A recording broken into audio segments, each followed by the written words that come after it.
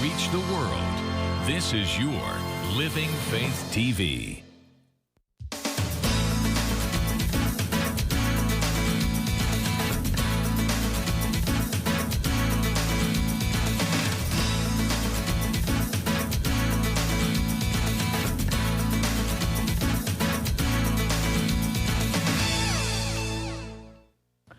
Hi everybody, and welcome to Everyday Manna. Today we are going to make a delicious, easy meal that you could make even on your busiest day. We're going to make a coconut peach upside down cake. To go alongside that, because that's the main attraction, we're going to have some apple glazed pork chops and a delicious, easy succotash dish. We're actually going to get started with the cake because that takes the longest to cook. Now, I have my oven preheated to 375 degrees, and I have an 8x8 pan that I have sprayed with nonstick baking spray, and I have melted some butter in the bottom. Now, over top of the butter, I'm gonna just sprinkle some brown sugar, which has gotten a little bit hard on me, but that's okay. I can crumble up what I can here. Just crumble your brown sugar. I'm using light brown sugar, but you could use dark brown if that's what you've got. Really doesn't matter. A little bit of corn syrup, just light corn syrup that I need to help out of there. About a tablespoon or so of that. Gonna mix that together with the butter. That's gonna be your almost a caramelized topping on your cake. Think of a pineapple upside down cake. You know how you have that wonderful juice? That's what this is going to be. Okay, just get that down in an evenish layer. Then we're gonna sprinkle some coconut, just some shredded coconut, which is one of my favorite things in the world to eat. I love, love, love coconut. This is just regular flaked sweetened coconut.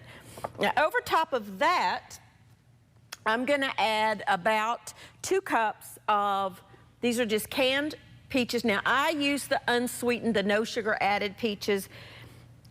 And these particular ones are diced, but you could use the slices or halves, whatever you want. Or you could even use fresh peaches if you're lucky enough to have good fresh peaches.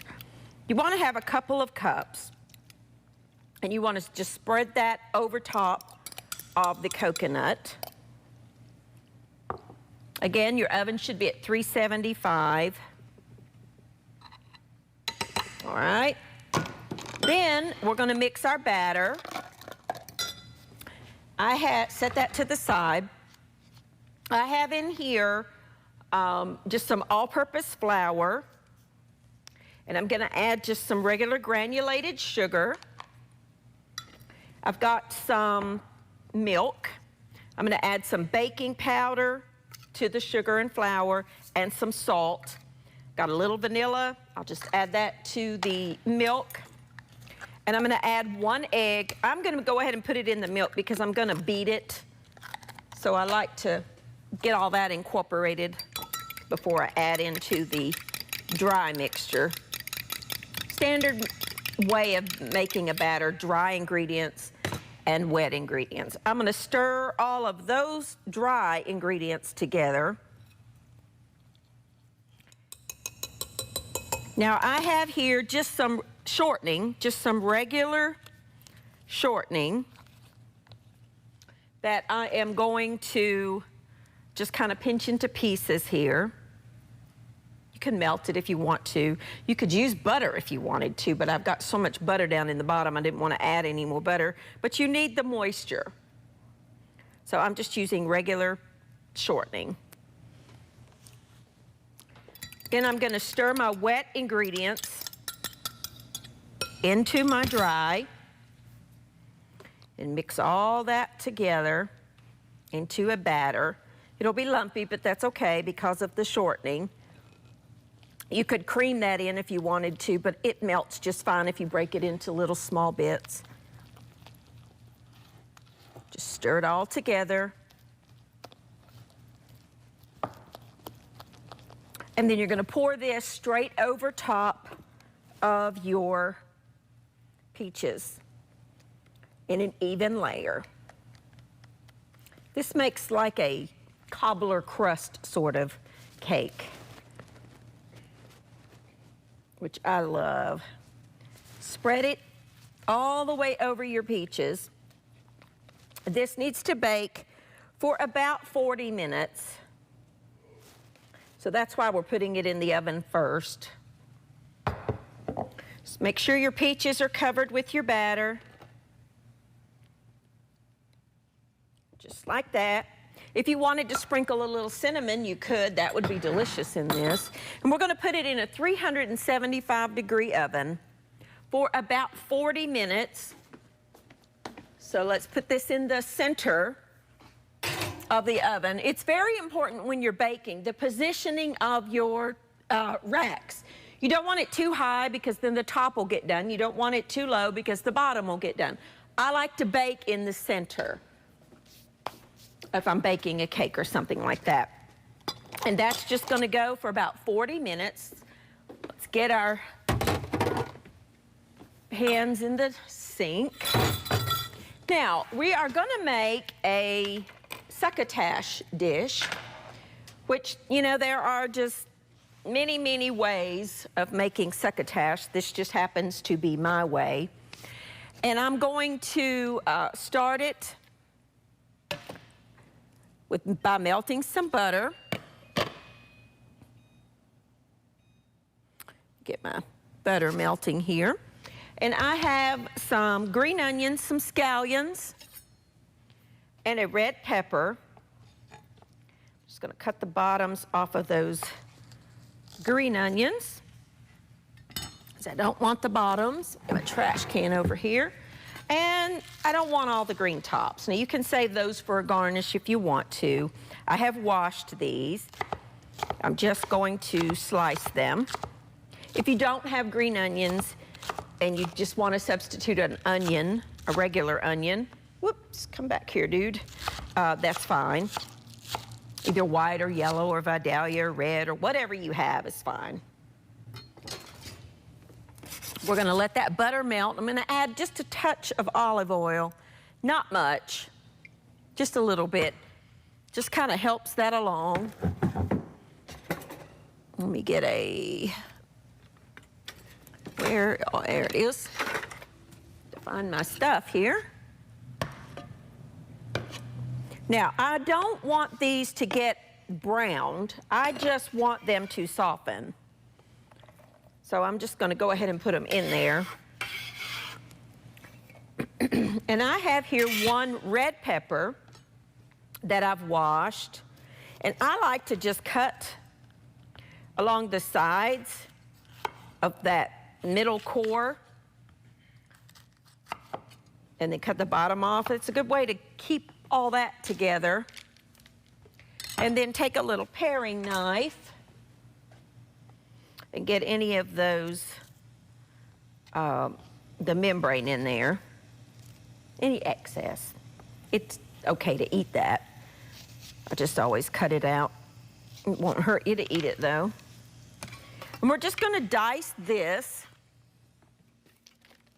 while those are sauteing. And the way I like to do it, there's two sides. For those of you who aren't used to prepping and cutting vegetables, a pepper has like a waxy coating, not addition. They don't put it on it. It just grows that way. But the inside is soft. If you cut a pepper from the inside, it is a lot easier than trying to cut it from the outside and breaking through that barrier, even with a sharp knife. I'm just going to cut this into small dice. I'm going to take a quick break. I'm just going to dice this up. When I come back, we're going to get the rest of the ingredients in the succotash. We're going to start on the pork chops. So I'm just going to dice, and I'll see you back here in just a minute.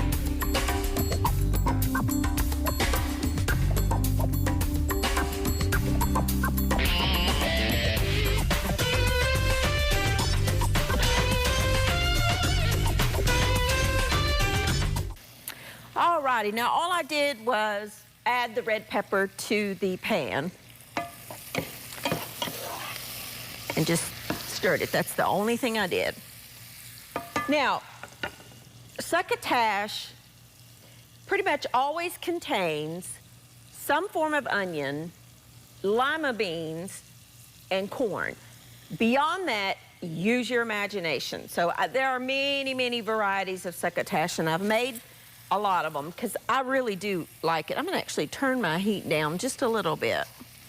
Now, I'm going to add just some frozen corn, just a bag of frozen corn, and a bag of frozen lima beans, which I love. They're really good frozen. Stir that together. This really is a meal in itself, truly. I could just eat that and be happy.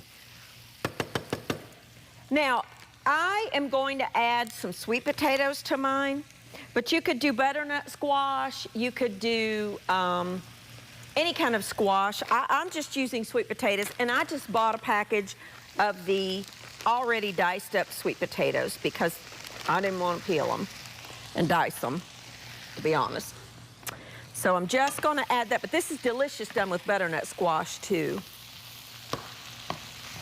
But my store did not have any butternut squash this time. But boy, in the fall when it's in season, doesn't that look pretty? Just look how gorgeous that is. I'm gonna add some salt and some pepper and some onion powder. And I'm gonna add a little bit of water because those sweet potatoes, actually I think I might add a little more water. Those sweet potatoes are not cooked. So they need some moisture to help them cook through. You wanna just stir that together. You could add a turnip to this. You could add a rutabaga. You could, I wouldn't add if you were gonna use like a zucchini squash or yellow squash, which is delicious in this, wouldn't add that till about maybe 10 minutes before it's done. Now, I need to just let this cook. We're actually gonna turn it back up, I think. I'm gonna cover it and let it cook for about 10 to 15 minutes until the sweet potatoes are good and soft and the other things are heated through. It's really, really good and so healthy.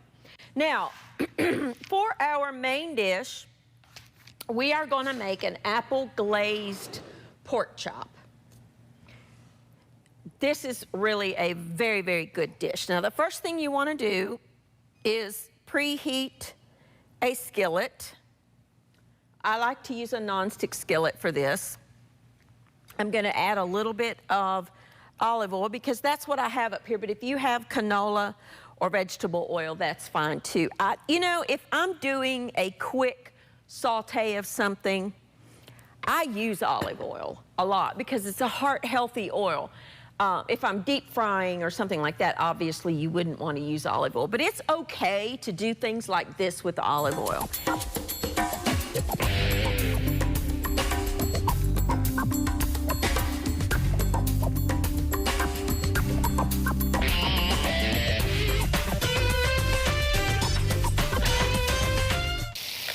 All right, now our pork chops are browned, so let's flip them over. You see that beautiful golden brown? That's exactly what you want. Oh, yum. Turn them over. Yeah, I'm actually going to turn down my heat since I've got that one side browned because I don't want to burn anything. Now, I have here one apple that I have cored and I'm mincing.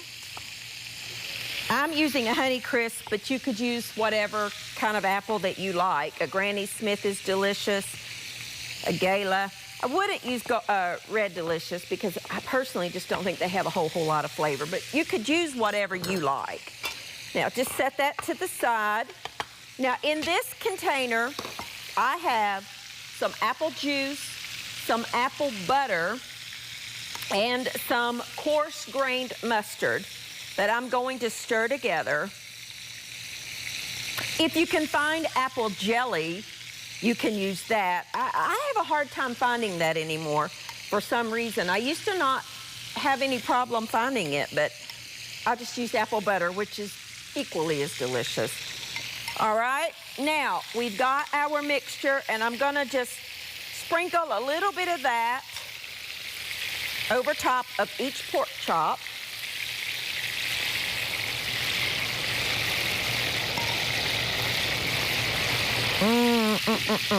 This is gonna create a sauce. It's gonna mix with the juices. It's gonna be yummy.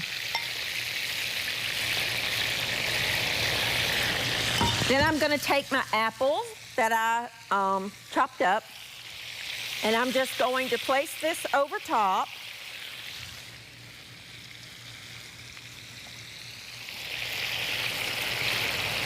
Of my pork chops. At this point, you could transfer all of that to a slow cooker if you wanted to, and let it just go on low. If you wanted to leave it and then come home to dinner. And then if you have any, leftover sauce, be sure you use all that. Don't throw that away. And then you want to cover that. And I don't have a lid for this skillet, so I'm just going to improvise with a big lid from a saucepan. You want to turn it down to like medium-low. Let's check our succotash. That is looking yummy. Let me see if that squash is tender. Not squash, sweet potato. Almost. That's so good. So I'm just gonna let this stuff simmer for a minute, take a quick break, clean up. When I come back, I'll show you how to serve all this, and we'll get our cake out of the oven. I'll be back in just a minute.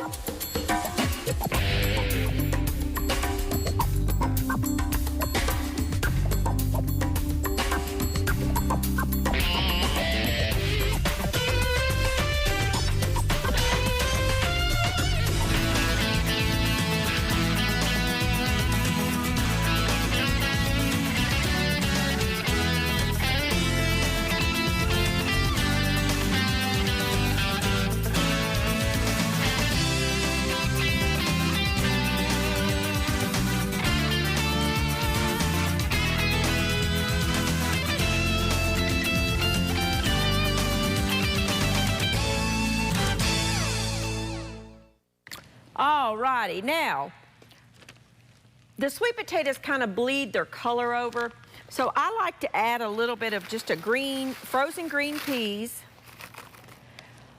just at the last minute.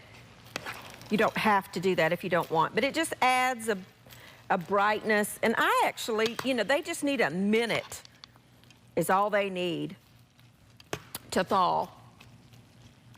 I like to take frozen peas and thaw them and use them in a salad. You don't even have to cook them, just thaw them. They're delicious.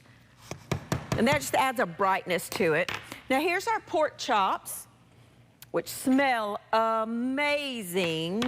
Let me grab a pair of tongs. Where are all my tongs? Let's get one of the pork chops. And then some of that beautiful sauce. Now, you don't want to leave that sauce behind. Remember I told you the juices would mix with the apples and make this wonderful sauce.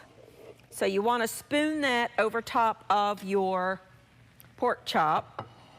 And then get some of your succotash.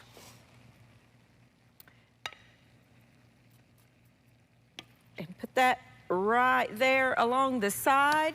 And you have got a delicious, healthy meal. I could eat the succotash all by itself.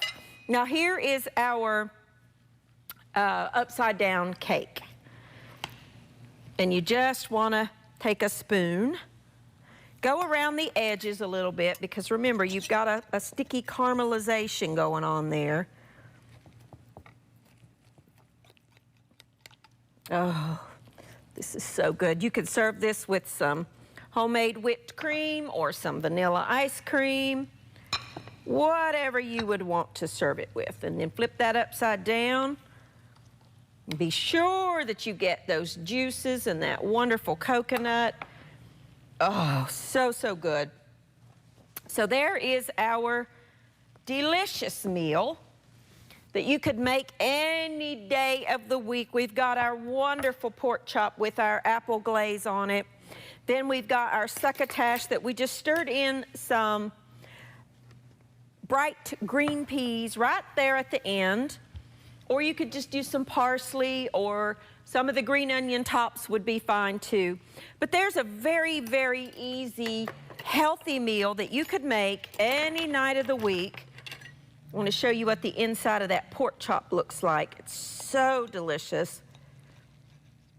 See how moist and tender and juicy that is? Oh my goodness. Let's give it a taste. I can't wait, I'm starving.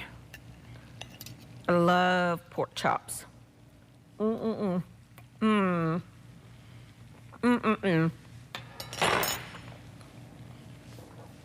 Perfection. Cooked perfectly. You really don't have to cook pork chops to death. People used to cook them until they were hard, they were dry, they were tough, they were not good. Apple and apple butter and apple juice and those kinds of flavors, I added a little cumin because I didn't want it to be overly sweet. And that coarse grain mustard make that delicious sauce.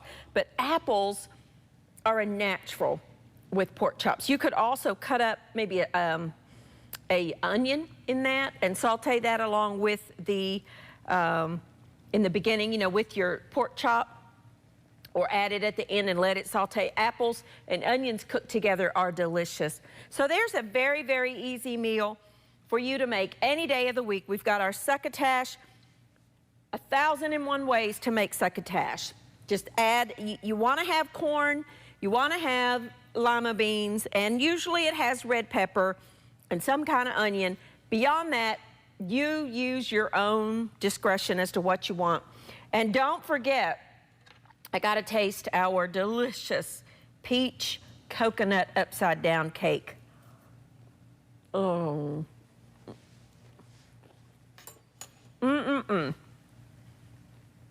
That is really good.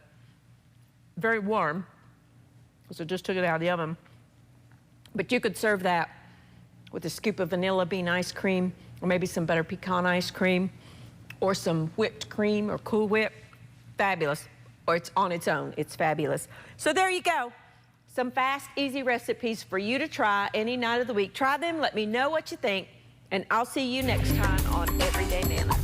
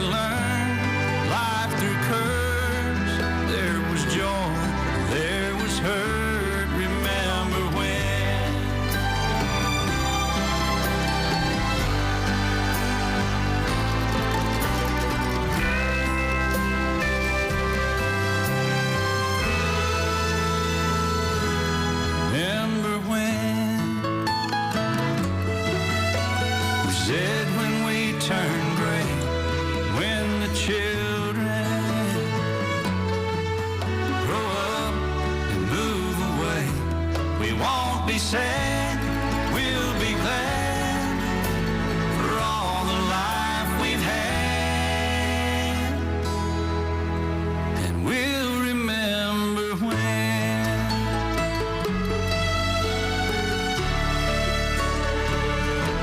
Remember when.